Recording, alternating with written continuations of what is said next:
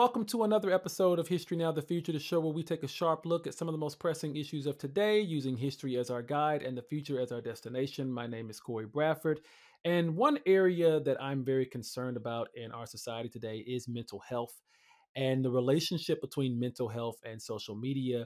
I think it can be a catch-22 because on the one hand, we can use social media to talk more about mental health. And I feel like a lot of people are doing that in ways that we weren't doing, say 20, 30 years ago. But on the other hand, there are a lot of people on social media that are engaging in sort of toxic content regarding mental health, people who may not have an actual background in it, who claim to, people like that. And so I wanted to talk to a mental health professional who is also very big on social media.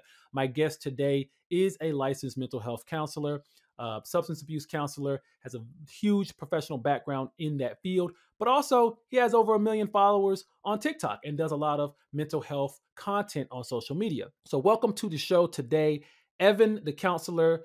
That's what I know you as, Evan, the counselor on like TikTok and Instagram. I didn't know if you wanted me to like say your last name because I know like in your profession it can be kind of Yeah. tricky with that sort of thing. So I'm just going to call you Evan the counselor. Evan, thank you so much for Yeah, joining that's us fine. today. It's kind of like my alter ego in the social media where I just kind of like go. I just think it's kind of funny. I mean, you could take two steps and find my name. I'm Evan Lieberman. But I don't know. I think it's kind of fun to separate the worlds. Like half the people I work with have no idea I do this. Sometimes they find me. They're like, "Dude, what? Like, why didn't you tell me?" Like, I don't know. Like, I just it's like no real reason. I'm kind of like embarrassed by it still in some ways. But I mean, I'm like a mix of like proud and like embarrassed, and I kind of like to keep the world separate, kind of like a George Costanza, worlds collide avoidance. A George divided amongst itself cannot Yeah. stand. I 100% agree with I'm glad that. you got the reference. I feel like I reference Seinfeld like way too much professionally, and half the time people get it. And usually it's just something to do with George Costanza, like as a metaphor for life and like a learning experience with clients. Like, it's kind of like the George Costanza principle of just doing the opposite if you want to turn a new life into addiction. People are like, "What are you talking about?" I'd be like, "Yeah, just do the opposite of what you're normally of your instincts what they I would feel be." like that would really work with a lot of your clientele. Just do the opposite. Just do the total opposite of what you would Exactly. normally do in this situation. Just do the opposite. That's essentially what addiction recovery is essentially just doing the opposite of your normal instincts, and you'll probably be okay. Yeah, I use a lot of Seinfeld references too, and I'm starting to realize that Gen Z, like the younger my audiences, they don't get a lot of the references the younger they are, and so yeah, it's making me feel old at this point. But Evan, thank you for joining. So real quick, give people just sort of, I mean, we've talked before. You were on my podcast 2 years ago, but for some people who may Yeah. have haven't seen that, which I think is a lot of people that follow me today, um, give us a little bit of background about or give us a little insight, I should say, about your Yeah. background, how you got started in counseling, and just what are some of your credentials there? So kind of the narrative I give was like growing up, I always had an interest in psychology, working with others, helping people. My mom worked in special needs, special recreation. So growing up, my brother and I, we would always, take jobs working in Special Olympics, kids with autism. We were kind of the guys at uh, at the summer camps who were doing the one-on-one with the kid with autism or Down syndrome or whatever.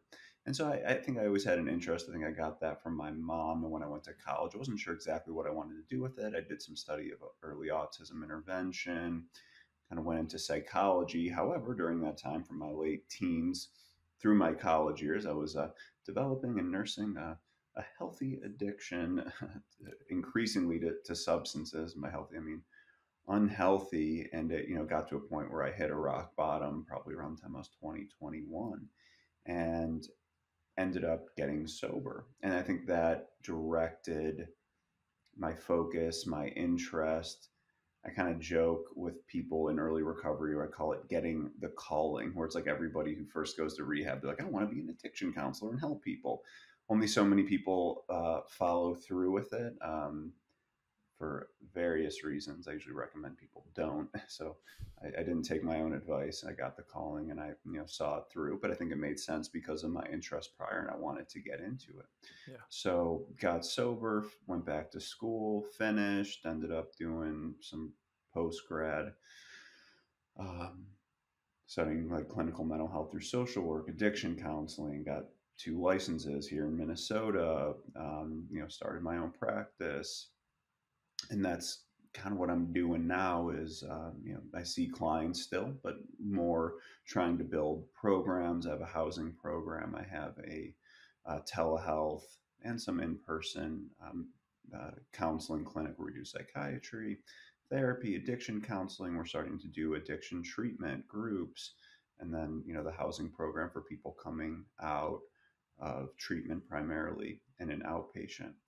So that's the professional background. As far as social media goes, it was just a similar story that we all have, where it was like some version of bored pandemic, downloaded TikTok, started making content, failed, and then until I didn't, and then um, kind of got hooked into it and developed a life of its own and kind of a career in and of itself, and mixed with a hobby and passion. And so that's kind of how I got to where we're sitting now.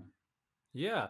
You mentioned earlier, and this is a way I feel, the idea of like you have this social media persona, you have this content that you create, and it's almost kind of embarrassing, like especially like I mean for you, especially you have such a like a professional job, and so like if you're in that job setting and then someone stumbles upon your page, you're like, Evan, what is Yeah. this? Like, what are you doing here? Mm, And it can yeah. be very and I work like this is like the main thing I do is social media at this point. I'm even Wow. very embarrassed by it. Like I was at the dentist the other day and they were asking me, "So what do you do for a living?" And I was like, well, I just was kind of, I was like, I work online, work from home. They're like, doing what? And I'm like, I Yeah. I make videos for TikTok and Instagram, and they're like, okay, yeah.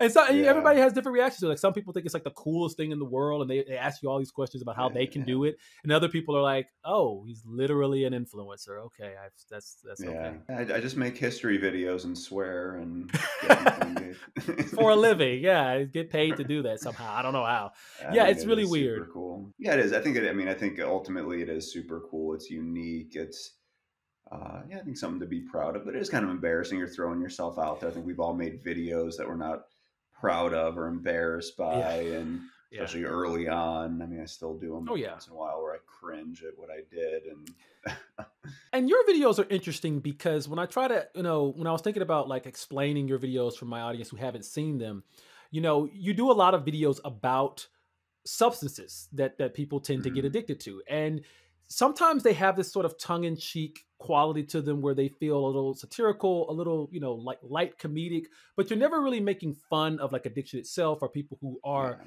struggling with substance abuse. You're making fun of like the drugs themselves. Like I love some of your Mhm. videos where you're like, these are the top 5 dumbest drugs you could possibly ever do. And here's all of the like actual reasons why this is what they do to your central nervous system. Like you get Yeah. very detailed, and I feel like your page is very educational because it actually like explains, like it doesn't just like, it's not like, I know a lot of like when I remember growing up in school, like the DARE program or like what would they say, don't do Yeah. drugs because they're bad, but they would never like go into like all of the real specific details, like no, this is actually going to rot your teeth out, this is actually going to cause liver damage or something like that. And you do a great job at explaining the science behind what these drugs are actually doing while combining that with a sort of healthy balance of comedy relief and levity to it. How did you come to find yourself doing that? I mean, are you just like a naturally kind of comedic person who kind of uses humor to approach a lot of things? Like how did you come to find that balance in your social media content? That's a good question. I think some of it is trial and error, but so there are some of those elements in my personality where I love comedy. I always have. I mean, I think I always maybe had a knack. I think I maybe missed some opportunities to, whether it was be in theater or to be in play, whatever that may be. I think it scratched an itch that I never had. It was always this like interest I had in performing that I just never did.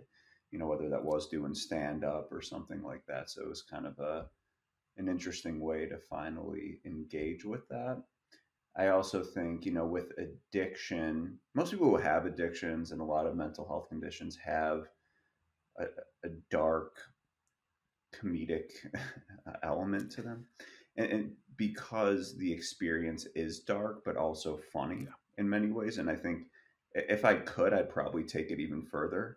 But I got to be a little careful, like I could go way darker, and I wish I could Yeah. sometimes. And sometimes I kind of toe the line a little bit, and I know it, but I just can't help myself because it's there's an element of absurdity to it all, Hmm. and very much so. I don't want people to be offended where sometimes I do kind of make fun of disorders in and of themselves and drugs in Yeah. and of themselves because they're disorders, they're diseases that impact you in a certain way.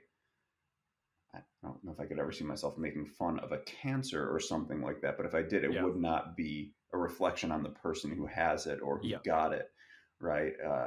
Cancer doesn't make you really do absurd things, but addiction does, Yeah. right? Like we all Yeah. have these, like every addict, alcoholic, whatever you want to call it, will have some funny story. I've always wanted to do, and I think I like wrote it at one point, but I just don't know if I have the Mhm. cojones to do it. But I was like, I'm gonna rate the how funny certain disorders are because some of them are just not very like depression, like not that funny, but there's some Yeah. elements to it.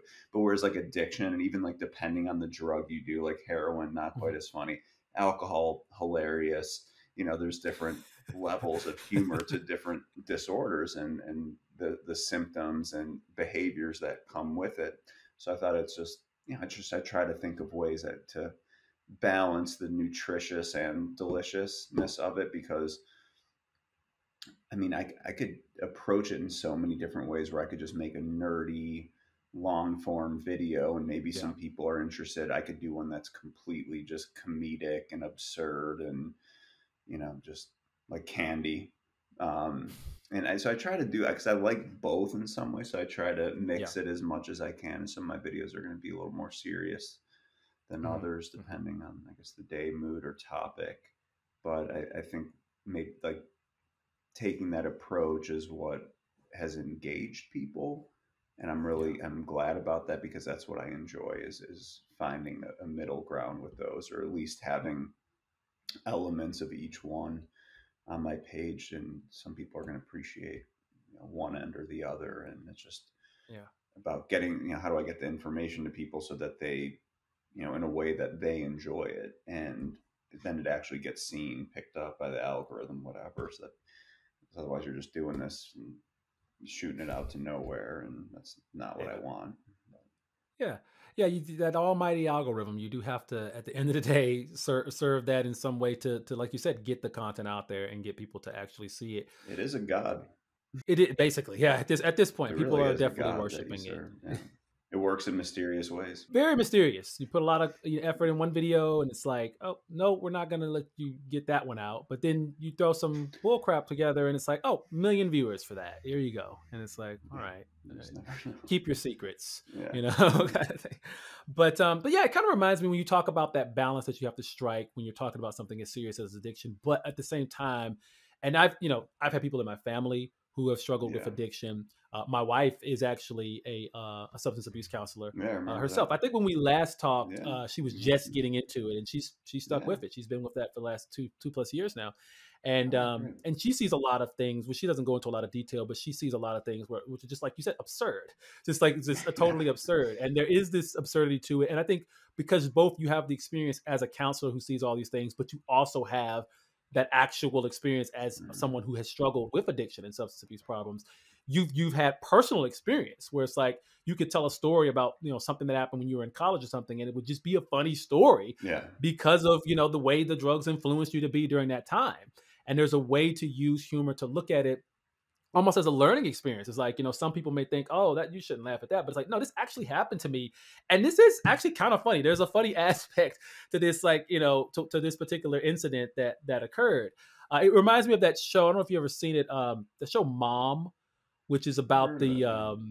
yeah, Mom is an interesting show. It's a sitcom, and it's about an alcoholic mother who is Hmm. just an absolute train wreck. And it's a comedy, but there are moments where it can Huh. get very serious and very dramatic. But it's overall a comedy, and like you said, alcohol is one of those substances that there's a lot of comedy in what alcoholics do, but there's also a seriousness to what they're doing to their health and what they're doing to their family. And that show kind of strikes a really interesting balance between the absurdity of their actions, but also the seriousness that it can have repercussions wise. And your content kind of reminds me of that style of kind of like Hmm. riding that line between the comedy and the tragedy of it all. I'll have to check that out. I've never heard of it, but I think that is a great concept because, yeah, like I was saying before with alcoholism. I mean, this is something I've talked about in some of my content where, the Mhm. alcohol is the most consumed substance. It is the most socially acceptable, yet it intoxicates you and alters your behavior almost more than any other substance you could think of, whether Yeah. it's acid, mushroom. Like I would joke when I would work in the psych hospital, and you get people who come in, they come into detox, they come in high. It's like the last person you want is someone wasted. I'd rather have someone who's on heroin, just put them out for a nap, give them a sandwich, or someone on cocaine, they just kind of talk your ear off and annoy you. Acid, they're just in their own little world or what, but usually it is the alcohol that brings more people to the Hmm. emergency room than anything else. Yeah. And they're more Yeah. combative. And so it really is such a weird drug. And that's why it is so funny, because people just do crazy shit on there on it, Yeah. and everyone has a good, alcoholics. If you ever want a comedy hour, just go to an AA meeting and hear some people tell stories. I remember one time I brought my brother to an AA meeting, Hmm. and he's not an addict or alcoholic or anything, Hmm.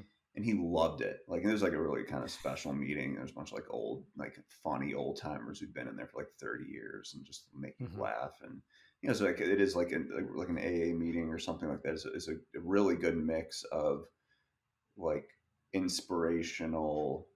Um, there's a lot of emotion, but there's a lot Yeah. of laughter as well, and that's what there has to be that in recovery. You need to Yeah. be able to laugh at Yeah. yourself, and because there is a lot of darkness and addiction. Hmm. Uh, so yeah, it's I think it is important to recognize it. And I think it does become misunderstood by a lot of people. Like, how can you make fun of that? How can you make fun of some of these disorders?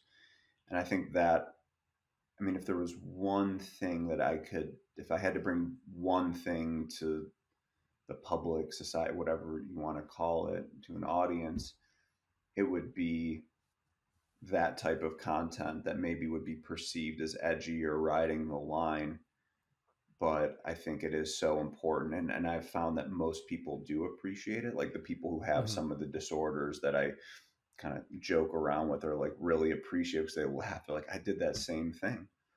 Uh, Yeah. yeah, but and then some people are like, will comment, and you should, like, how can you do that? Are you really a counselor? You can't make fun of stuff like this. And you Hmm. hurt, and like I don't like hearing that. Like I don't want to hurt anybody with it.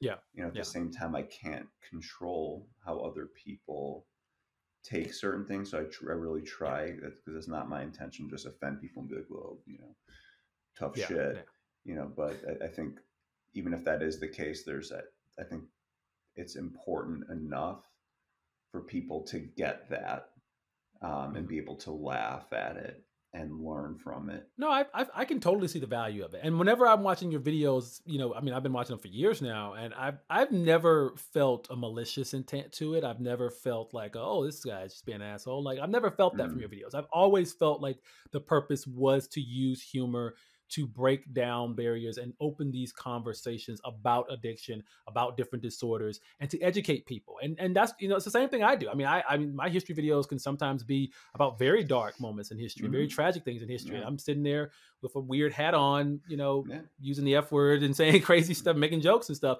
But it's a way to open up a conversation about that particular thing.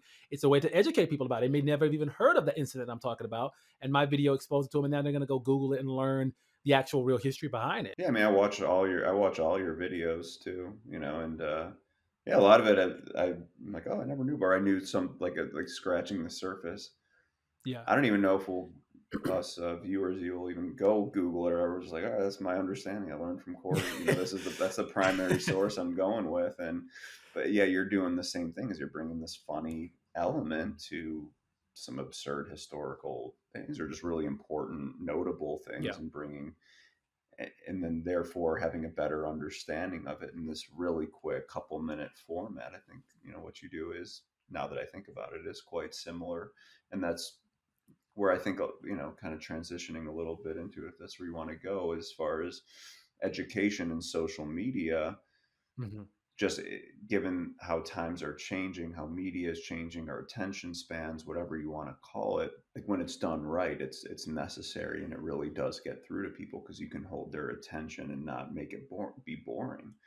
I guess Yeah. before people didn't really have much of a choice. I mean, like, you're either going to pick up a book, sit in a classroom, whatever. You didn't have this Yeah. option. And I think when it's done right, people can retain that or develop a deeper understanding of it, because basically you're a teacher. And I guess Yeah. essentially that's what I'm doing too, is you're just a hilarious history professor, you know. Again, yeah, maybe you're not Yeah. going like super deep as a historian or something like that, but Mhm. um, it definitely brings certain topics to a larger audience that they would not get otherwise. Well, I appreciate that, and it's weird to think now that you said that I'm the primary source for a lot of people's understanding of these historical events. That I'm gonna be thinking about that one later, because now it's like, oh Yeah. wow, this is like some person's gonna grow up and literally their whole Yeah. worldview is gonna be designed by my skits. That's kind of crazy to think about. So some kid's going to go to school and be like, "Oh, I know about this," and then James Madison said, "Look, motherfucker." The teacher would be like, "Wait, what? Where did you learn that?" Be like, "No, I saw it. This guy was telling me." He said, "Look, motherfucker, you better blah." Well, I mean, it's possible. It's very possible that that's what James Madison said. I mean, we don't know for sure what these conversations were like. I'm We just don't. I'm just going based off of the actual incident. I mean, they could have said something to that effect. Yeah. Um, Some version of that's funny. that. Some version of that is what they said. Old English. Um, yeah, it's in Old English. It's fucker instead of fucker or something. Mhm. But you said something earlier that I thought was very interesting. Before we get into the social media conversation, this and this is something that I've noticed so much. The thing about alcohol, the fact that like technically there are some substances that could be considered a little bit worse as far as like what they do to the body, but alcohol is so much more damaging than say something like marijuana or even like you Yeah. said some of the more psychedelic or hallucinogens or something, and as far as like the actual damage it does to the body. Yet it is so much more commonly used, to the point where people who casually drink it's not considered a problem in most circles, even though it's still such a it's I mean maybe it's not that bad to have like a drink every once in a while, but like even if some, I know some people who like drink almost every day and they don't consider themselves alcoholic, and no one would consider them alcoholics because they're not like passing out drunk, and they're not blackout all the time, but they're literally doing it every single day. So I wanted to get your opinion about, Mhm. why do you think it is that alcohol, is it just our history with it? Why is that so much more socially acceptable, uh, even though it is so much more dangerous than I think a lot of us really realize? Yeah, so there's a lot of interesting things here. So, in tying in social media, this is one of those topics that's really interesting to people. A video may do really well if you start talking about a functional alcoholic, Yeah. signs that you may have a drinking problem, because so many people drink and they toe that line. Alcohol is a Hmm. fascinating drug in that, um, the vast majority of people who drink are not going to have a problem with it or even a Yeah. noticeable one. Sometimes, even if they drink heavily, right? That quote, Mm. functioning alcoholic, someone who can maintain their job essentially. That's probably the biggest part of it, is they could continue going to work and making a living and getting by, even though maybe at home their relationships are suffering, maybe not. um, but alcohol is so hard on your body and is one of, Yeah. like you mentioned, one of the most unhealthy things when consumed, um, even regularly. Now, there's been a lot of changes here. So the old wisdom was that having like 1 to 2 drinks a day may actually be a health benefit because of certain effects it has on your heart, Yeah. uh, mostly from like wine. Yeah. Um, However, now the prevailing wisdom is, even if that is true, which we're not entirely sure, any alcohol use is a net negative Yeah. on your health. Now, that doesn't mean you shouldn't do it. Be like saying, there's no candy use that is a net positive on your health. Not everything needs to be. Some of the things Yeah. in life that create the most pleasure are not going to be, quote, the most healthy. Hmm. So, Hmm. like you mentioned, alcohol has been in our history for longer than we could even know. It has a certain effect on people that, in many ways, in the healthiest forms, brings people together. It has an effect where it lowers your anxiety and inhibitions. It makes you feel like maybe you could be more of who you are. It's fun, it's pleasurable. Um, and so for whatever reason, that therefore it has become more socially acceptable as it appeals to a wider audience. Now, Yeah. most people will not necessarily have a problem with it. Probably 80% of people will have no problem with it whatsoever who drink with some sort of regularity. And then you're going to have maybe the 10% where they're kind of riding that functional line, and maybe 8, 10, whatever percent that have a severe problem with it. Of that, let's say 8 to 15%, whatever, uh, who become severely addicted to alcohol. Like in any substance use disorder, technically you have mild, moderate, severe. So for Hmm. those who have the severe, it is worse or as bad as any other drug out there, Yeah. including heroin and opiates. Like a bad alcoholic rivals that of a heroin. Now, like let's say you took someone who maybe didn't like Hmm. inject, but let's say they did Oxycontin or heroin, Yeah. ingested it, even snorted it, and kind of just stuck to just that. Maybe stay away from the meth and stuff. It may not Hmm. actually have all that much of a negative health impact on them and their physical body, Hmm. especially compared to something like alcohol, where people may have to have their liver in a bag outside their body because it's so enlarged, that they're Hmm. going jaundice, that they essentially die from the health. I can't really, I mean, maybe I could be proven wrong, but I can't think of like too many people that from heroin itself, like it may not Hmm. actually be that bad for your, like in its purest forms, bad for your brain and body. You may want to fact check me on that a little bit, but with heroin, it's more like what it does to your pleasure center, and Yeah. affects all these things mentally, but not necessarily physically in that same way.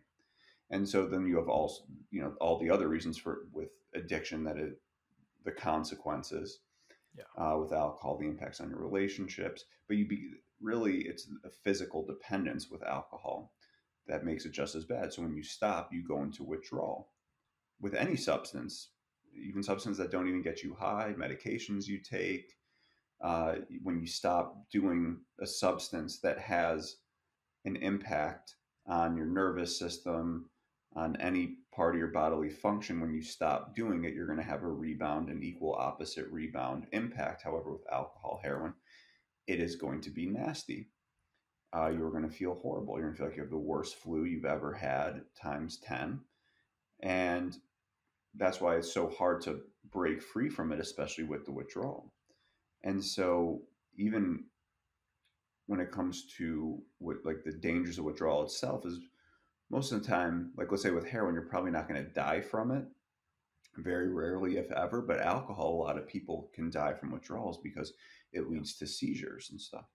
So it really is complicated. Now, in the middle end, right, with the folks that are functional, or the people who drink daily, regularly, who may not have a problem with it, what they may not know is over time it may increase their chances and risks of other health ailments. Yeah. And I say too, alcohol. I touched on this, is like the most one of the most acutely dangerous thing. So typically, if you're a heroin addict, like there's very few people who do heroin casually, right? It's Yeah. just that addictive. Like if any one of us, like if put you in a room and I made you, let's say you don't have an addictive bone in your body, and I made you do Oxycontin or heroin every day for like weeks, right? There's a good chance that you could become like addicted to it Yeah. long term. Whereas with alcohol, it really impacts everybody different. Every drug does, but there's something really unique about alcohol where it's very much genetic, I think, or Yeah. biological, and that Hmm. people have different reactions. And you could see this among your friends. Every one of your friends is going to react a little different. And I've done some videos on this, and actually one of these did actually quite well. And it kind of it goes to reflect the interest people have in this. But what are some of the signs in the intoxication people experience that maybe indicate that person has reactions, making them more susceptible to severe alcohol use, right? The folks with that Hmm. genetic predisposition. And it's Hmm. those slices of individuals who are the most severe, and where a lot of other people, right, don't seem to have those Hmm. issues. So therefore, it is a little bit more socially acceptable because some of the incidents are isolated, but and a lot of it's just too is just not talked about very much. If you have someone in the Yeah. family or they're riding that line, they're having consequences from it. One of the most common reasons people come to me for therapy, it's not like they're drop dead addict alcoholics always. It's like Hmm. very often it's like your millennial dude whose drinking has increased and it's creating problems and their wife's not Yeah. happy about it and they're riding that middle line, and it's like I say it's like it's uh, like a boa constrictor it's much slower, whereas heroin, boom, it's dramatic. And that's another reason why, because alcoholism can take a much longer time to develop. Therefore, the experience to consequences is delayed, so you don't always equate the two. So it's happening over a longer period. Now, those people with that really genetic predisposition, they could experience like late stage alcoholism in their early 20s. It's just more Hmm. rare.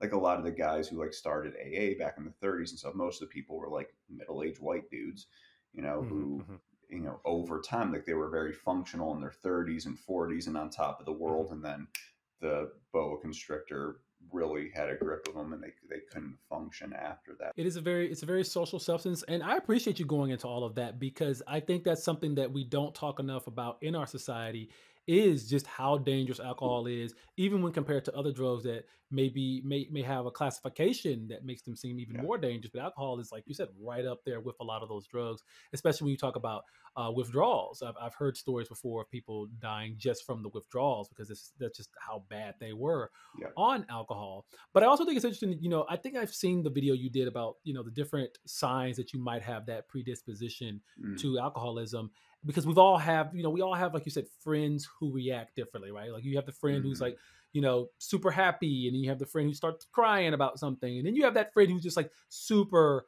angry. That just like every time they drink, it's Mm. like I don't even want to go drinking with this That's the person because one. they're just gonna, yeah, and that's the one. And you know what's so crazy about it? I had a good friend in college who was perfectly fine all the time, one of the nicest people in the world. But he gets a few too many drinks in him, and he would get really like want to fight people and very angry, and was Hmm. almost like just never like that when he was sober. And I would talk to him about it sometimes, like when you drink a little bit too much, you kind of have these issues, and he'd be like, oh no, it's no big deal. And years later, he did end up really Hmm. getting really hard into alcoholism, like Yeah. really, really, really hard. Had a Yeah. really tough time with it. I say some people's body absorbs it and other bodies fight it, right? So I loved getting drunk, but it didn't like I'll identify as an alcoholic, but it didn't hit me in the same way. Like for those individuals, it has like an impact closer to heroin for them, Hmm. where their body just like takes it in. It's like the only way I could describe it. Whereas like I take it in and it's enjoyable. I get the pleasure, but my body's kind of fighting to get it out, Yeah. Like it's just Yeah. like, oh, okay, you feel like you're kind of poisoned, but at the same time you're enjoying it, you're having fun, it does something for you, but it hits different, for those Yeah. for those people. Yeah. And that is one sign that I've seen that folks have that genetic, right? And those are the folks that may get hit earlier, but then you have another wave of folks that may not be till later on in life. There's some Yeah. folks that Oh, are yeah. really not, I call it like the disease of missed opportunities, where it may not be so obvious. However, it has, let's just say, a 3 out of 10 impact, but over time that really adds up. And then they never really Yeah. equate the two things. Then all of a sudden they're getting diagnosed with heart disease, cancer, like whatever else, and they don't realize that it could have been the alcohol that did that, or they're Yeah, going that through. I whole mean, time. divorces. I mean, it's really understated how many divorces are an impact of alcohol. Yeah. Specifically, I mean drugs too, but alcohol is Yeah. absolutely devastating for relationship health. Yeah. Um, Yeah. and so, right there are those people that ride that middle path. Like you see the same thing with weed. Yeah. Um, Yeah. that's where I kind of get the disease of missed opportunities, where some folks, I'm not trying to get this info out in a way that TikTok doesn't like you talking about cannabis, but uh, Yeah. They don't. there's a certain percentage of people, right? I always joke, I say, I don't know almost anyone that smokes weed 2 to 3 days a week regularly, right? It's Hmm. either, and if you can do that, like, great, right? Yeah. But I've never met anyone who's had a problem with weed that doesn't do it every single day. Now, that may, Yeah. may not mean everyone who smokes weed every day per se has a problem with it. I don't know, maybe you could argue. But pretty much everyone who has a problem does it every single day. They use it like a Yeah. medication. and it has more of those subtle underlying impacts versus, and some do have some of the overt impacts and consequences, just like you would with any substance. Um, but it's like people either don't do it at all once in a blue Hmm. moon, maybe when they're drunk Yep. or out at a party or on Yep. vacation or a special event, or, back in Hmm. the day, you go Hmm. to Colorado, it was the only place, whatever, California. Yeah. So then you're like, oh, I'm just going to get some brownie, and like, live like the Yeah. college Yeah. age. So it's either like that's your relationship with it or you're Yeah. doing it every day. Right. And Yeah. so that's another drug where you're riding this middle ground. And addiction looks, very similar. However, each one has its own unique intricacies about it and how it impacts you. Um, and alcohol is just one of those really strange ones. And like I mentioned before, like with most drugs, right, like harder drugs, you don't Hmm. have problems with them unless you're addicted to them, but it's easy to get addicted to them. However, with Hmm. alcohol, there are many people who do it their first time and wind up in the hospital, Yeah. right? With Yeah. heroin, unless you overdose or like drive on it or something like that, which most Hmm. probably would, like it's, you're not going to have those secondary impacts. Whereas alcohol, it impairs you so greatly that, like, I think it's like a staggering amount, 30%, let's just say, of Hmm. admissions to the emergency room are alcohol related, are Wow. accidents due to alcohol. Yeah. Not to Yeah. mention I mean, alcohol is, some of it is the fact that so many people use it, therefore it's going to have more of a negative impact Yeah. on society. Yeah. However, it's also in the way it intoxicates you that an insanely high amount of percentage of sexual assaults, Oh violent yeah. crimes, Hmm. um, STI transmissions, Hmm. car Hmm. accidents. All these things are very costly to individuals and to societies, and that is because of alcohol. Not to mention work loss, mental health, Yeah. the weight on the healthcare system, the impact on, we're all paying for it. Yeah. But yet it Yeah. is so normalized, and what a lot of people struggle with who are getting sober is like, to this day it could be really awkward being out and telling people you don't drink. Still, to say 17 years Yeah. later, I'm still like, oh Yeah. God, I got to have this conversation. Or if I go travel abroad or something where it's less common that people are in recovery, maybe compared to the Hmm. US, where I have to explain, Hmm. you know, in great depth why I'm not drinking and having a good time, with everybody else. Um, Yeah. and so a lot of people, there's been a lot of deaths because of that, right? A lot of Yeah. people wanting to Oh yeah. fit in, they Yeah. relapse, and it is very serious. So it's a complex interplay for sure. It is. I remember I was at a bar. This was maybe a year or so ago, and I was with a friend, and I just didn't want to drink that night, and so I ordered like a Heineken Zero or something like Yeah, that. yeah, And he looked at me like, "What is yeah. wrong with you? Like, why Yeah. are you why are you Uh-huh. doing that?" And then, Yeah. yeah, you're right. It especially like in younger groups or just in friend groups that go to bars and do that kind of frequently. If Yeah. you go out and you're, you know, and the whole designated driver thing, now that you have Uber and Lyft, that's not as much of a factor as it used to be. Yeah. But if you're going out with a group of friends, and I was living in New York, so it's like public transportation, we don't have to worry about Yeah. the That's designated all you're driver. doing, And so really. yeah, yeah, so it makes it a lot easier to become an alcoholic in New York because the subway is right there. but um Yeah. but It's an yeah, like people would enabler. look at you kind of crazy if you didn't have a Yeah. drink, Yeah. So let's say it's I will say it's getting better. It's actually like pretty yeah. fascinating how much investment there's been in things like non-alcoholic beverages. Like I literally did Yeah. not know this was scientifically possible, but they make like non-alcoholic tequilas and whiskeys. I never thought that was Wow. even like, how can you even do that? And they're actually like not That's half crazy. bad. And Yeah. they kind of tweak you out as an alcoholic because you like drink it and you're like, oh, tastes just like freaking whiskey. I mean, there's definitely a missing piece, but you can Yeah. make Yeah. these, like, people, like, even all these, probably half the restaurants, like nicer restaurants you Hmm. go to, have these fancy Yep. mocktails. And it's not Yep. just for Yep. people in recovery, just a lot of people, I think, are wising up, and they're hopping on these health Yep. kicks for the Yep. better, and they're just finding that, like, mental health was, I feel better physically, I feel better, I could wake up earlier on a Saturday morning and Yep. enjoy the Yep. day, and Yep. not experience all these physical consequences where I'm recovering half the day. So there is a lot more awareness, which is super cool. and people Hmm. are less weird about it. And I always joke like the worst thing, like let's say for example, I'm in a crowd of individuals who are not in recovery also, right? So I'm the Hmm. only one. So I find myself in that quite a bit. And a lot of people are Yeah. sober, whether it's a work outing or whatever, you're the only sober one there. This is why something like AA or Smart, whatever, that where there is a community of having a community of sober people is so important because you don't Yeah. feel that ostracization. When you have that healthy Hmm. home base, though, then you feel more comfortable going out in those situations where you don't have your, sober companion, so to speak. And so yeah, you find yourself in these situations where you're feeling this pressure to drink, um, Yeah. and like so like let's say I'm at a restaurant and I'm with let's say I got into playing like volleyball, right? Most people I play volleyball with, right, are not sober people. So okay, we're all going to go Yeah. out to dinner afterward. They're all having drinks, right? And then I'm like, oh god, I'm not going to have the fucking conversation. So sometimes I just like try to get around it, and I'll kind of try to sneakily order the NA beer. And it used to be so Yeah. obvious because you'd Yeah. have to say O'Doul's. Now you could be like, oh yeah, the IPA summer, whatever they have a Yeah. version NA, so that if I say it, no one Yeah. will really know unless they look specifically Hmm. at the menu.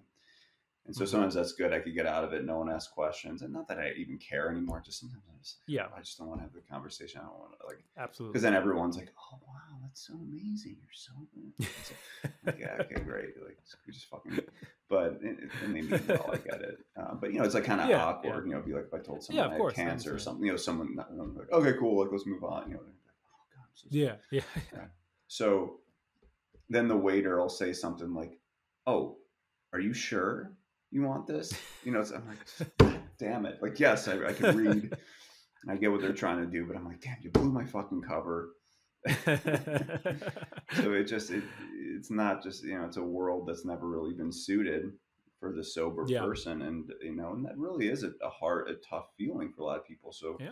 just if you don't have other people in recovery, that really, like I said, many people have died because of that social pressure to go back and to because we all want to feel like we fit in, and we don't want to be the only one in a group that's not doing something, participating, having fun.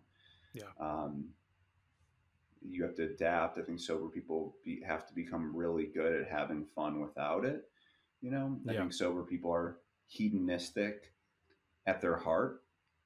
Mm. So Yeah. we could find ourselves in trouble pretty easily without it, where other people kind of need that excuse with alcohol, or they need that. But I think Hmm. it is a way to figure out how to like go to concerts or even go out dancing or find yourself in some little dicey situations, but still be able to have fun and Yeah. not have to drink to do it. There is a Yeah. path there. Yeah, it's such a social drug, and like Hmm. you said, if you're in a group of people and they're drinking and they don't really have a problem with it, but you have this background, this history, Yeah, it can be very difficult. It can be very difficult.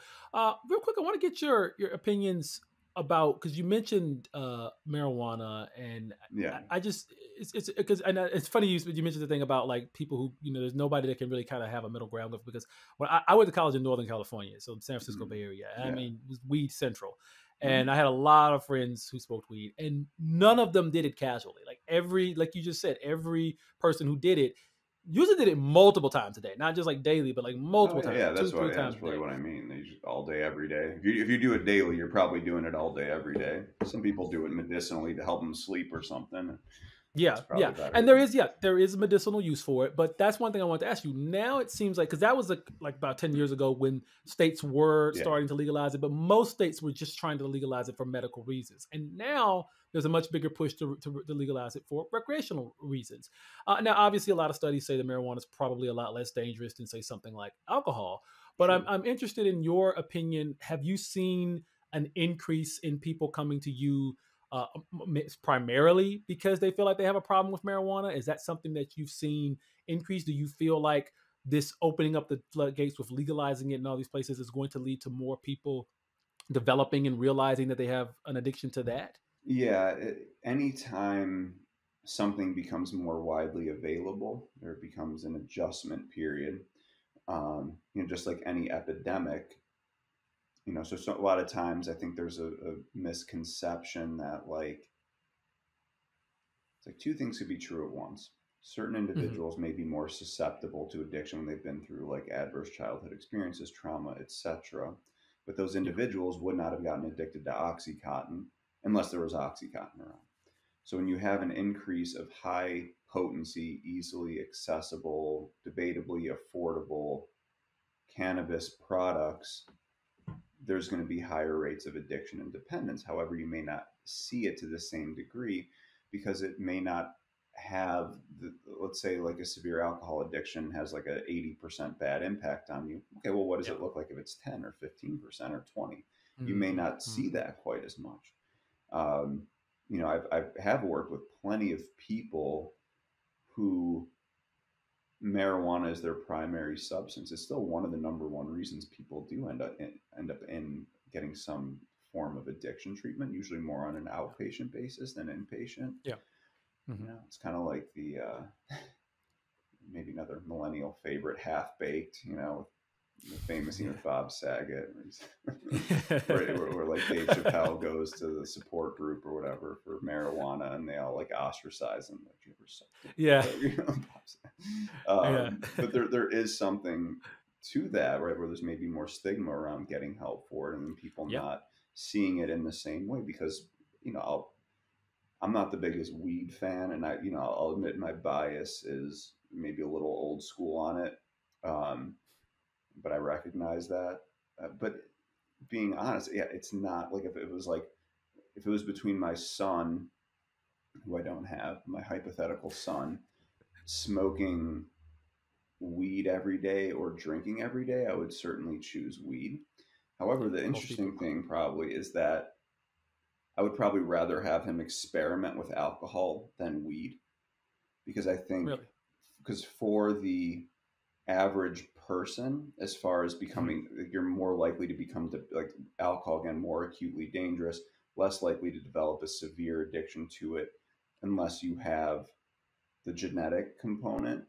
Yeah. um, Again, a severe alcohol addiction way worse than a severe weed addiction. Oh yeah. However, Hmm. the way it kind of stunts individuals growth, and I know so many Hmm. people, like even people like I grew up with, that I get calls from their mothers, and they call my mom, and they're like, Johnny, he's just struggling. He still lives in our basement, or he's just like not getting ahead. He's 35 years old, Yeah. and sometimes like weed becomes part of their personality, or they even like work Yep. in the cannabis Yep. industry, and it just becomes such a huge part of who they are.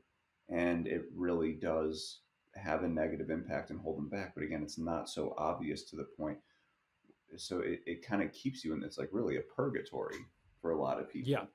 But Yeah. again, like same, it's almost like any substance of abuse that has an addictive potential, only a certain percentage are going to have a problem with it.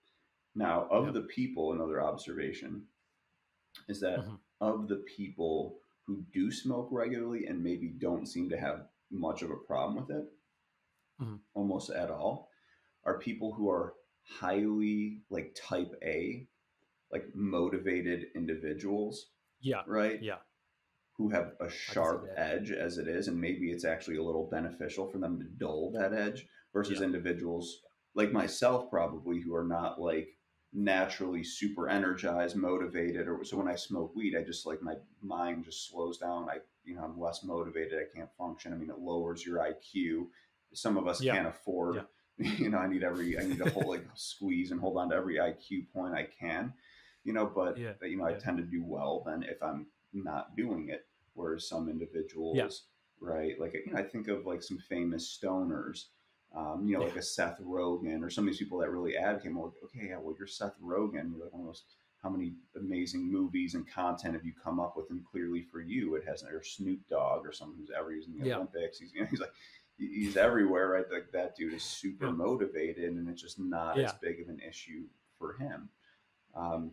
Weed's another really complicated one, and another issue that I run into with it now. Right, so I told you I have these recovery homes. Now it's always been Yeah. a policy because our recovery homes cater to people with severe addictions, Hmm. and there is something to the fact that if you have a severe addiction, you probably should not do another substance of abuse. That's a whole other controversial thing, but for a lot of people, that gets in the way of them, reaching a point of abstinence, which is going to be highly beneficial if someone's able Yep. to achieve it. And it can kind of act like a crutch, hold people back, ultimately either lead them back to their substance of choice, maybe Hmm. alcohol Hmm. or heroin or something, because they were leaning too much on it and not developing the healthy coping skills. Or they just become addicted to that substance, whatever that is. Maybe they Yeah. switch from heroin to alcohol and they become addicted to alcohol. Right. So that's one of the reasons why we, try to maintain that substance-free environment, promote abstinence as much as possible with some flexibility. Yeah. However, now let's say in Minnesota, where not only medical cannabis is except it's legal. So now Yeah. like half the applicants I get are on medical cannabis. And I just want to Mm. bang my head against the table. And a lot of these treatment centers have like kind of been forced to adapt to it and like become Yeah. okay with it. Otherwise it's like at some point I might just have to tap out and say, okay, every freaking person who's trying to get into recovery is on medical cannabis, and Mm. unless I go out of business, I got to like figure out a way to work with it. We're not at that point yet. But Yeah. like a lot of these treatment centers, like these big outpatient treatment centers in Minnesota, kind of found themselves a place where they kind of had to allow it, or they had to adapt, or still want to work Mm. with people where they're at, kind of more that harm reduction model. But then eventually, Yeah. like, I got an email a few months ago, like, all right, we're tampering down on this policy. They cannot bring it to treatment, because they're all there in their smoke break, getting high, and they're high as shit, and Shit. outpatient, and they're going to their sober houses, and then the sober Yeah. houses that allow it, people are calling us like, I got to get out of here. Everyone's just like sitting around getting high, and this is just Yeah. not a Yeah. sober environment, and Yeah. people are just clearly abusing the medical marijuana loophole. They're not Yeah. on a Yeah. fixed dose for really an ailment that would indicate marijuana as the best substance for, or the best medication for that specific treatment, especially for someone with an addiction history, right? Yeah. So it is very complex. However, with marijuana, again, never met someone who's had a problem. So yeah, I've never met someone who's had a problem with marijuana who does not smoke it every day. So Hmm. I've never met someone Hmm. who has a problem, smokes 2 to 3 days a week or less, 4 days a week. I just say you just don't see it. So it's like, Yeah. if you're someone who could do that, it's probably not going to be a problem whatsoever. Same with alcohol. Yeah. If you can keep it to, you know, less than 5, 10, whatever a week, it's Yeah. probably not going to be an issue, and you can enjoy it. So I say, like, I've come up with this thing where it's like the definition of a healthy relationship with a substance is something I do once in a while for pleasure, right? If you can Hmm. maintain that Hmm. relationship with a substance, you will never have a problem with it, Yeah. right? Yeah. Unless you let it escalate. Yeah. Um, Yeah. the problem is when it becomes a tool, you use it as like a pseudo medication, a tool, a crutch for Yeah. something, you then become dependent because you need it, right? Just like if you're taking Yeah. steroids to get stronger, what happens when you stop? Your body can no longer produces these things naturally, so you become more and more dependent on it, and you stop, you go into withdrawal, and then you know brings that addictive cycle where you're not just Yeah. physically dependent, you're mentally, physically, emotionally, spiritually dependent on the substance, and Dependent. that's really what an addiction is. Yeah, and I think the big problem with marijuana is, like you said, you give those examples of like the Willie Nelsons and the Snoop Dogs who have had hugely successful careers, probably getting high every day. Yeah, But like you said, they're more than likely a type A personality, somebody who already is very motivated and very functional, and so that doesn't hinder them as much as say a person who doesn't have that personality and is already prone to procrastination and things like that. They do it habitually, and it's just gonna make them into a very unmotivated individual. But I also think the biggest problem with marijuana, and this is something I saw in California with a lot of friends who did it, is the health effects just aren't as bad as really anything else that you could be extremely addicted to. Like as far as like like with alcohol, for instance, you're going to be, doing huge damage to your liver, doing huge damage to your heart, and all these different things, especially if you're doing it at very high levels. But weed smokers, they just go to sleep and they eat a lot, and they don't they don't they're not having seizures. They're not, generally speaking, they're not having they're not driving. I mean, you probably shouldn't drive high, but it's not going to be quite as bad as driving drunk or something like that. So yeah, I just felt like because the effects of it aren't quite as intense on the actual body as some of these other substances. But I mean, but then again, there's all I've seen all these things with like where the concentration of THC in certain things is getting so much higher, and people Yeah. who do like dabs or like pins or something like that, like this is not the equivalency of smoking like a joint in the 70s or 80s or 90s. Like they're doing it at such a higher rate that it probably is having some effects that we wouldn't have associated with weed 10, 20 years. Yeah. Well, yeah. I mean, it's like 5 to 10, 100 times, 5x more potent, Yeah. right? Like, especially some of Than it those was. concentrate uh, Oh substances yeah. where it's 90% THC, 80%, whereas like a strong weed would have been like 13%. Like 10% or something. Yeah, Yeah. yeah. I mean, it's crazy, That's and so crazy. it very much is an addictive substance. I've been addicted to it. I know a lot of people who have. Hmm. Some Hmm. people are just more susceptible, and just like you said, it's just that the consequences aren't as obvious. So, whereas Yeah. like you crash and burn on heroin because it's a 9 out of 10 bad, affecting your life 90%, and you Yeah. either get sober or end up jails, institutions, death. Whereas weed, it's just much more of a, no pun intended, slow burn and over time, right? So let's say it's a 2 out of 10 bad, but it's 2 out of 10 bad for 20 years versus Yeah. 5 years of heroin. And there's plenty of people who do heroin for 30 years. I don't know how the hell they do it, but Mhm. they figure out a way. Um, you don't see it as much anymore because of like fentanyl and overdoses being Yeah. so much Yeah. higher. Yeah. But um, it's just a different beast. It's a different evil. Um, Hmm. but remembering too that there's just that certain percentage of the population that's going to be more susceptible, and that it's going to be a problem for. And for the vast majority of the population, they can enjoy marijuana, it can be a net positive. It can be beneficial for certain ailments for certain Yeah. people. It can Yeah. be maybe the best choice for certain people medicinally. But I always say, like, it is an intoxicating substance, and you could Yeah. find something else. But if you're sober and have a history of a severe addiction, you really should explore every other option before, in Yeah. my opinion, and before getting into that. So yeah, I want to end the conversation with talking about something we talked a little bit about it here and there, but didn't get too deep into this. But regarding social media and its relationship with mental health, one thing that obviously there's a lot of studies about teens and particularly teen girls Yeah, and how they see themselves because of social media. It's really distorting their view of themselves.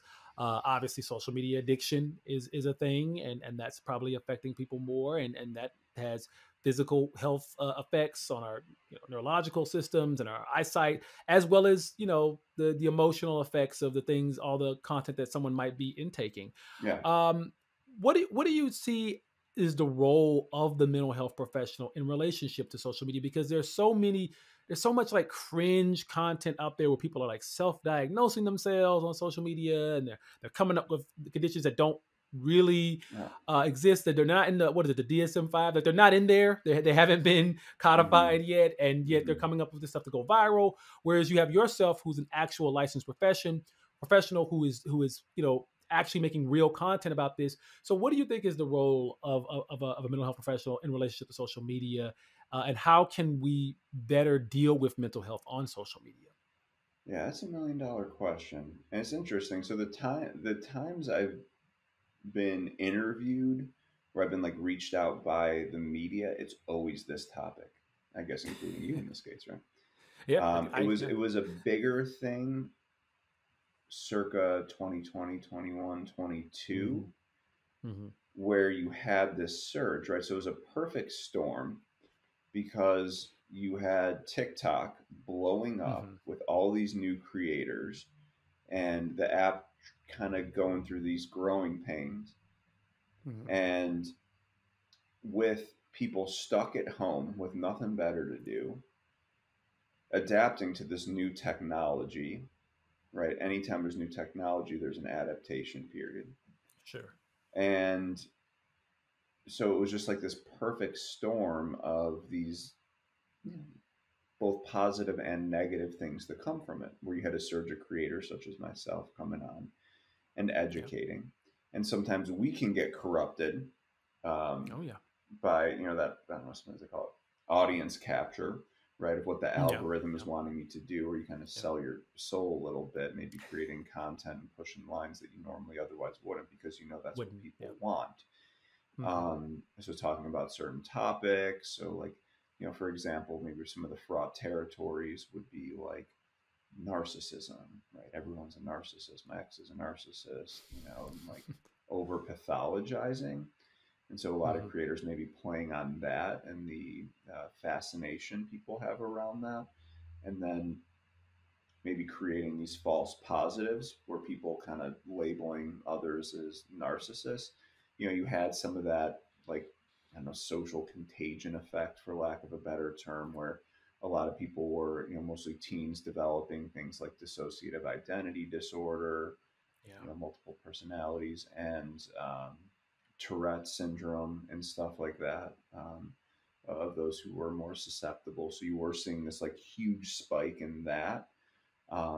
Maybe a little much about people, self-diagnosing PTSD, ADHD. That was the other really big one that was kind of a problem for folks. Was Yeah. Yeah. maybe overexposure to material around that, leading to self-diagnosis. Autism, that was the other big one Yeah. too. Maybe lower level one autism, formerly known as Asperger's. A lot of people diagnosing themselves with it. So I always say it's a double-edged sword. I may be biased, but I don't view it to be as big of a problem as people Hmm. sensationalize it out to be, just because like of what I've seen. And Yeah. also, I'm someone too, not only a creator, but I was consuming so much content, especially at that Hmm. time, right? So I'll just use myself as a case example. When I started creating content Hmm. on TikTok all the time, I'm just like taking in all these creators, right? So then some of my peers too are making content about ADHD, and I actually kind of always knew I had a lot of the symptoms, but the more I started seeing creators, whether they were professionals or just people who have it, Hmm. and that's where you could sometimes get a little more trouble, the people who have it that aren't professionals, whatever, but they're just sharing their truth, their story, and then I started to realize, I was like, I have ADHD. It's like undeniable, right? So I went and I got Yeah. tested, and like, sure enough, I have. I'm a mental health professional, but I always kind of just like denied it to myself. However, Hmm. through social media, I was able, it has helped me with, Hmm. maybe I didn't go get diagnosed and get on meds or whatever.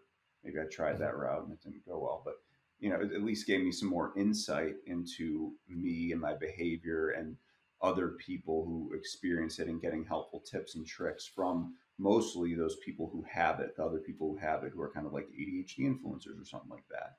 Right. But I could see Yeah. how some people would take that and run with it, and all these things are a spectrum. It's not black and white. I can't do a blood test and tell you have autism or Yeah. ADHD and Yeah. neurodevelopmental disorder.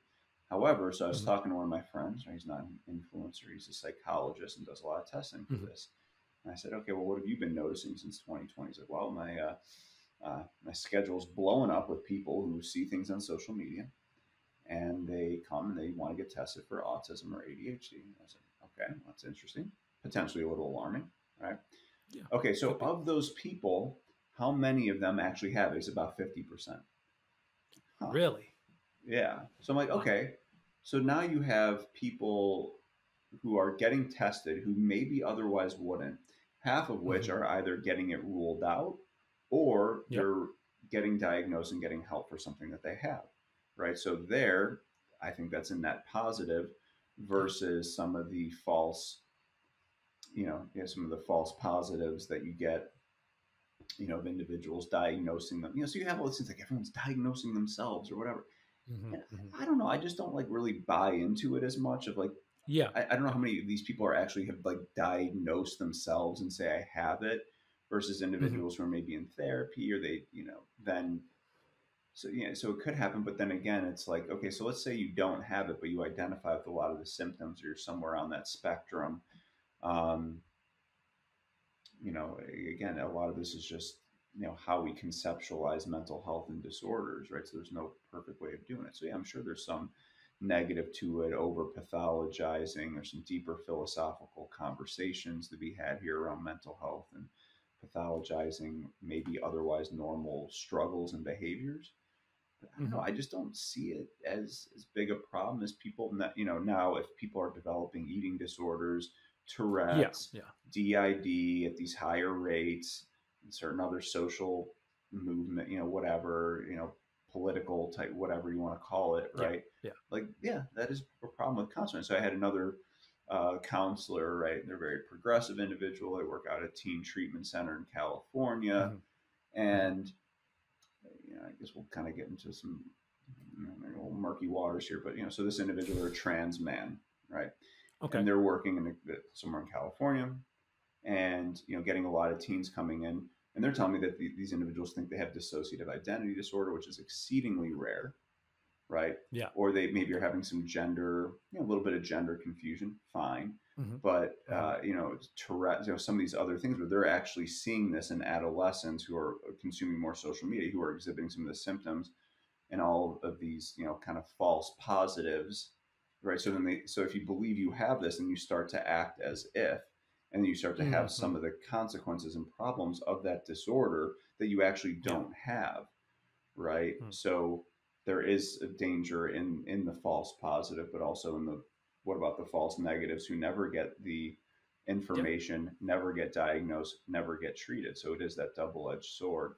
So I think it has been. I'd like to think has been a net positive. Again, maybe I'm biased, um, but I think it is easy to sensationalize and kind of spread a Sure. panic on it. But I think, like, I don't know, you tell me what you think too, but I think I know a lot of teens, right, they're obsessed with social media. I mean, you saw a lot of adults getting into it, myself, but I feel like Hmm. we've had to Hmm. adapt a little bit and develop a healthier relationship with it, and realizing, like, okay, we do need more time without our phones. We need to Yeah. we need time in nature. We need to meditate. We need to just take a break from it, because I know, like, I Yeah. consume it much less than I used to out of necessity, Oh, but a lot of it too, we were yeah. all bored in the pandemic and had nothing better to do. Yeah. So I don't know if the social media usage is going down. I mean, I think you may start to see more bans in schools, and just so Yeah. society For is sure. adapting to this Sure. powerful new technology, just like we had to with TV or Yep. whatever else. Like, there becomes this surge of consequences, but then we realize it and then have to adapt. So I think maybe I'm hoping there's some kind of adapting period, and I don't think it's as popular. Maybe, unfortunately for me, I don't think people. I think either a couple of things. I think either TikTok got tired of the heat and they artificially suppress certain mental health things, which I think is Yeah. actually a Yeah. possibility, or my content just sucks now. Or and I think too, maybe people are a little bit less interested in it than they once were. Mm. So that could be it too, where there was just, like, it just saw this huge peak in surge in 2020 through 2021, 22, when everyone was feeling Yeah. depressed and anxious and whatever. And maybe they just kind of took in the content. And I know you asked me in your email, right, talking about other, like, addiction creators and mental health creators. It's a pretty Hmm. small world out there. There's only so much of us. Oh And yeah. with addiction, I Yeah. actually could not tell you a single other creator that's a professional that specializes in addiction. Yeah. Um, I couldn't either. You're the only one that I can think of yeah, and I that I've even, like, seen. kind of fact check and I started, like, looking at addiction hashtags and stuff, and I couldn't find it. I Mhm. saw some of my stuff. Yeah. So I don't have much competition. I should be doing way better at this. But there's a couple other, like, psychiatrists. There's a guy like Dr. Yeah. B. I Yeah. don't know if you've I've come seen that. across him. And Yes, I have. I have actually. yeah, Yeah. so he's like another one. Like, there's just not that many out there, surprisingly. So I Yeah. don't know how much interest people actually have, or are getting exposed to it for whatever reason. Yeah, no, I think you're absolutely right. And I appreciate you bringing some clarity to the issue because there has been a lot of sensationalization about a lot of things regarding social media, but that one specifically. And I agree, it does seem like that was a peak around 21, 22, and that it has in many ways died down. And maybe that is because of just lesser social media usage. We're all starting to figure out, okay, this is not good to be on all day, every day. Let's like self regulate. And then it could also, too, like what you're saying, after the pandemic sort of ended, people were a little less anxious, therefore a little less concerned with their Yeah. their own mental health. So maybe that's the reason why creators like you and other mental health creators have seen sort of a dip and a Yeah. drop off in just the amount of people physically watching the videos. So yeah, I mean it could be a number of things going on, but I do understand what you're saying in the sense that it is a good thing for people who may have never heard of a certain condition and have always felt like something was a little off, and they see a video on TikTok that kind of explains themselves, and they're like, "Wait a minute, this sounds like me." And then the most important thing is that they actually go to a professional and Yes. get that actual real life testing, and Yeah. get that therapy Exactly. to determine whether or not they actually have it. And if that's what social media is making people do, great. I'm all for it. I'm all for people learning about these things that they probably didn't know much about through social media. But and you're right. I think most people, from what I've seen, a lot of people who make videos about something, some mental health situations they were going through, almost all of them are in actual therapy. Like, so they have either Yeah. because of social media or even before, they've sought some actual professional help, and they're just documenting that journey on social media. I haven't personally stumbled upon a ton of people who are just self-diagnosing and not seeing any Yeah. real professional. I haven't personally stumbled I upon don't that, know of a but single one. Yeah, I'm sure they're out there, and yeah, yeah, um, and usually if there's smoke, there's fire. They're kind of onto something, Like if you're identifying with all the symptoms of ADHD, I mean, there's again could be other explanations, or maybe you just struggle with a lot of the same things. So then, okay, I have ADHD, but then you actually employ some of the strategies that you learn, and then you feel better about it. Is it the yeah, worst thing? And again, there's no blood test for ADHD, right? It is kind of like a spectrum, like the autism spectrum. Like yeah, at its highest degrees, you're like, okay, something is certainly going on here. If you're nonverbal autistic and yeah, yeah. can't, function and very basic day to day, okay, that's clear. But then what about the individual who is on the lower end of the spectrum and they struggle with some Yeah. of the same things? But it is much harder to tell. There's a lot of people. I did a video on this once where I call it kind of convergent evolution, where um, it may, just like a dolphin and a shark both have fins, doesn't mean they're not related. However, the fins function in a similar way. Just like Yeah. if you struggle with some of those symptoms of autism, but it's not the same underlying physical process, which we don't Hmm. exactly know why it is still. Um, let's say it's not, let's say it was caused by like air pollution. It's not, but like, let's just say it is, right? And Yeah. so one person gets autism from air pollution. Now another person, they have the symptoms, but really it's not air pollution. It's something. So there's just something completely different going on. However, they have a lot of the same symptoms. Maybe some social awkwardness, difficulty with eye contact, maybe overstimulation, difficulty emotional regulation, or whatever. Just some of those symptoms at the lower level. And it may look like someone else who has the lower level autism that actually comes from the air pollution, right? Maybe they identify still with being on that spectrum, though it is not the same process going on. However, the symptoms are similar, and so is the solution.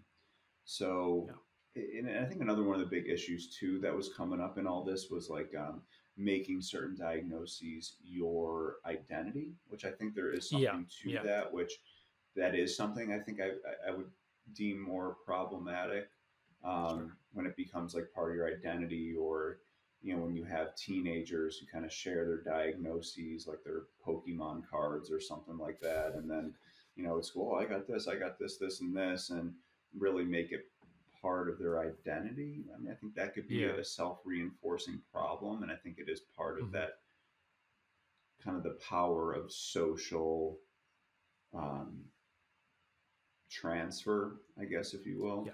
Social movements. There's politics involved.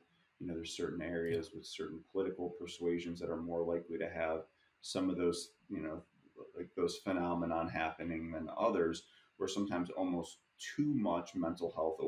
I think there is like I don't want to say a lethal dose, but let's say an above helpful dose of Sure. mental health awareness. Sometimes it's like maybe we need a little less awareness. Maybe you're hyper aware too much of what's going on, and then over pathologizing yourself, identifying, and therefore creating a self reinforcing cycle. I think there is something to that as well. So I don't know. I'm kind of one of these guys in the middle of everything. So striking a balance between putting a key awareness, um, understanding, acceptance of it, but at the same time not overdoing it and making it a core part of who you are. And I think in some cases it is okay to do that. Like, if you go to a meeting and say, I'm an addict, I'm an alcoholic, can be a little controversial Yeah. for some, but um, some people do make something like that part of their identity, and it works actually very well for them, and it helps them maintain awareness of and remembering where they come from, so they don't go back to it.